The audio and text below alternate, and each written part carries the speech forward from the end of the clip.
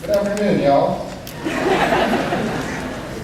My name is Josh Bales, and I am a member of the first evening division class to graduate from the Day-to-Day Carr School of Law.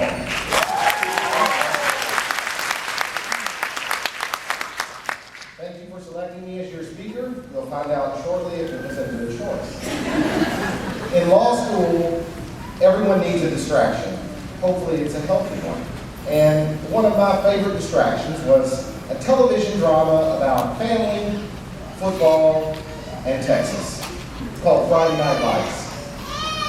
Though some might find it a bit mawkish, the main character, Coach Taylor, has a phrase that he says to his team before games to fire them up. Hopefully some of you know it. If you know the refrain, feel free to join in. He says, "Clear eyes, full hearts." I only heard like 3 can't losers. You guys have been sitting quietly this whole time. This is your chance to speak. You say can't lose after I say full hearts. So clear eyes, full hearts. Yeah, well, I'm ready to go play some football.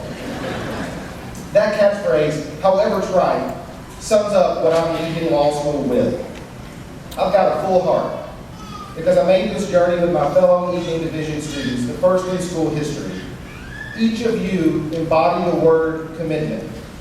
You balanced school, work, family, life, temporary insanity, and you still made it to class most nights at 6:15. We supported one another with notes and conversation. We shared our frustrations and a few drinks after class, and we bore witness of one another achieving a dream that some of us thought would never come. You were like family to me. A twisted family that could probably see a therapist. But you're like family nonetheless. Thank you. I've got a full heart because of all of our friends and family gathered here to witness us receive this degree. Each of you have made sacrifices of your time with us, and many of you have been a second priority so that each of us can complete law school and complete it well. You cheered us on when we didn't think we could go on, and your support and encouragement sustained us. Thank you. This day is as much yours as it is ours. I've got a full heart because of the professors, who rather than merely teach us, chose to be part of our lives. I can't name them all because Dean Stewart would pull me off stage if I did, but I want to single out 2 in particular. First, I learned from Professor Tom Mack, who you've already heard invoked several times here, that no matter how prepared I was for class, I would always dread him calling on me because he would find that one piece of knowledge I did not have and expose it.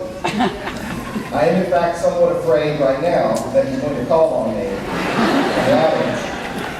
And yet somehow in the midst of that fear there was a kindness in those moments of dread that reminded me that though I don't know a thing yet, I can get there.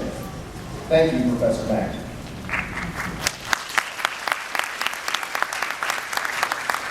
And for the evening division, we have a virtual major in the legal theory and thought of John C. Britton.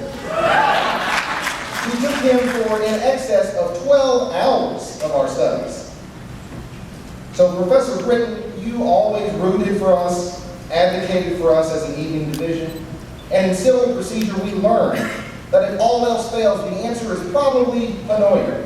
Am I right? Thank you. I can't mention every instance of grace, but I do want to say a special word of thanks to Dean Roderick. You welcomed us on campus in cowboy boots with outstretched arms in a not so subtle way, because no one's ever accused you of being subtle. And through institutional struggle and personal loss, you have never wavered in championing us as an institution and as individuals. Thank you so much.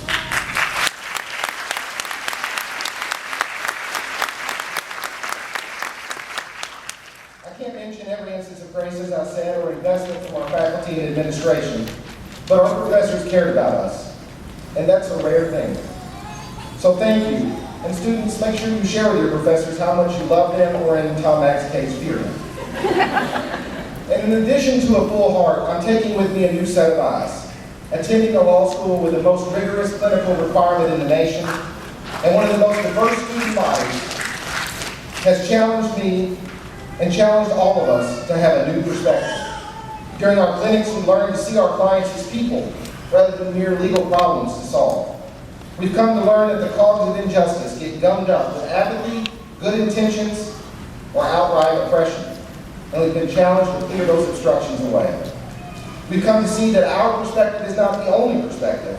We've learned that the world is a vibrant place, yearning for a more just tomorrow. We see differently after these 3 or 4 years of study. So with our clear eyes and our full hearts, we leave this place to go out into the world to be lawyers. That is, if we pass the bar in July.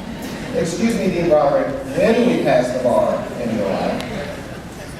And as we go, I hope that you leave here with a heart full of gratitude for all those who encouraged you, challenged you, and loved you through this journey. I hope you see the world a lot differently. And I hope that you know that if the world is going to be a just place, it will be because each of us makes our corner of the world more just. The world needs lawyers with clear eyes and full hearts. I will carry each of you with me as I go from here. You will always challenge me to give my best and do justice. And may it be the same with you. So I say again to you, clear eyes, full hearts. Thank you.